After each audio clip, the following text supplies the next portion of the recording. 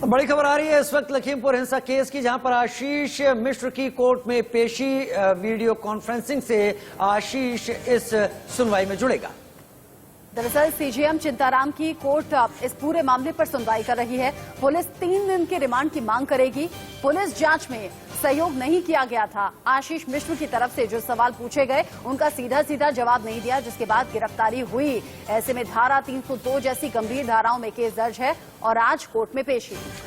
और अब अगली बड़ी खबर आ रही है। थोड़ी देर में आशीष मिश्र की कस्टडी पर सुनवाई शुरू होने वाली है लखीमपुर खीरी कोर्ट में। ITV नेटवर्क से बोले आशीष के वकील अवधेश सिंह, आशीष की पुलिस रिमांड दिए जाने या मांग करने का वो विरोध करेंगे।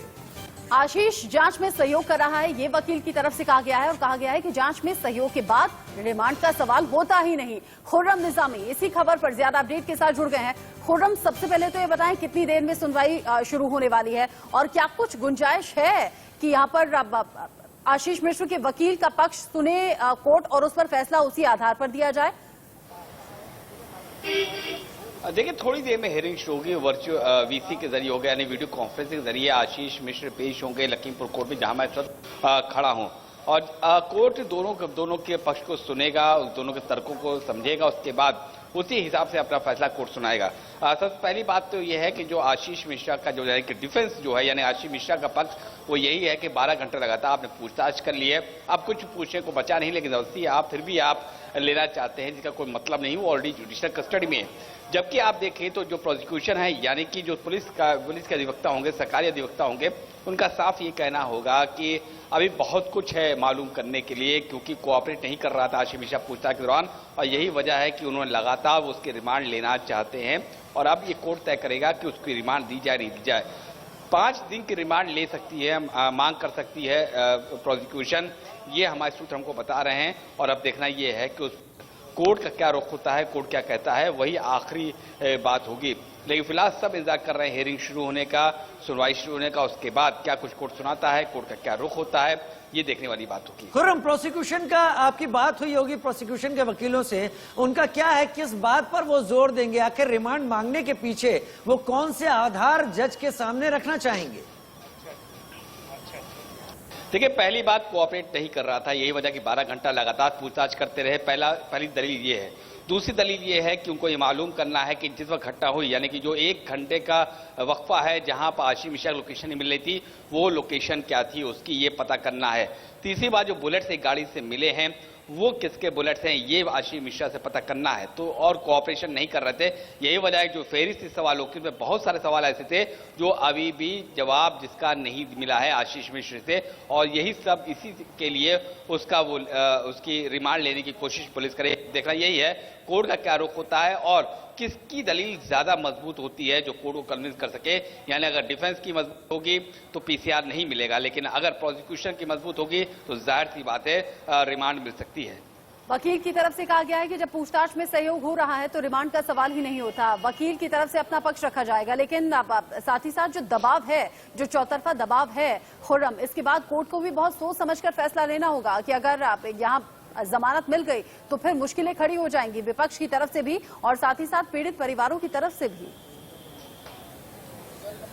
देखिए, कोर्ट किसी दबाव में काम नहीं करती, किसी दबाव में हेरी नहीं करती। सबसे पहली बात, कोर्ट दलीलों को सुनती है, उसको अपने IPC CRPC और अपने जो थॉट प्रोसेस होता है उस पर कसती है, उसके बाद फैसला सुनाती है। कोर्ट बाहर क्या हो रहा है कोर्ट को इससे ज्यादा मतलब नहीं होता है, क्योंकि वो अंदर जो वकील जो दलील दे रहे होते वो उस पर चलते हैं। यानी कि जो बेहतर दलील पेश करेगा कोर्ट के अंदर सुनवाई के दौरान, कोर्ट उसी पर फैसला सुनाएगा, अपना ऑर्डर पास करेगी। दूसरी बात यह है कि सुप्रीम कोर्ट कर रहा है, ये एक बात। ठीक है खुर्रम, बने रहिए आप हमारे साथ। इस वक्त एक और बड़ी खबर आ रही है, हम आपके पास लौट कर आते हैं। थोड़ी देर में सुनवाई है आशीष मिश्र की, लेकिन बड़ी खबर यह कि यूपी बीजेपी प्रदेश अध्यक्ष स्वतंत्र देव दिल्ली तलब कर लिए गए हैं। स्वतंत्र देव सिंह ने कल ही लखीमपुर खीरी हिंसा को लेकर बयान दिया था और बयान देकर शायद मुश्किल में घिर गए हैं स्वतंत्र देव सिंह, इसीलिए दिल्ली बुला लिए गए। गृह राज्य मंत्री अजय मिश्र दिल्ली में मौजूद और स्वतंत्र देव सिंह को भी दिल्ली बुलाया गया है। आपको याद दिला दें कि स्वतंत्र देव सिंह की तरफ से कहा गया था कि हम जनता की सेवा करते हैं, जनता के लिए काम करते हैं। इसका मतलब ये नहीं कि स्कॉर्पियो के जरिए लोगों को कुचला जाए।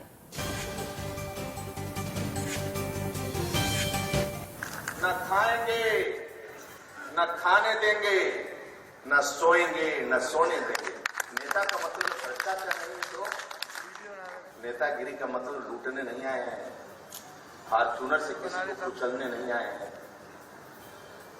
वोट मिलेगा आपके व्यवहार से मिलेगा।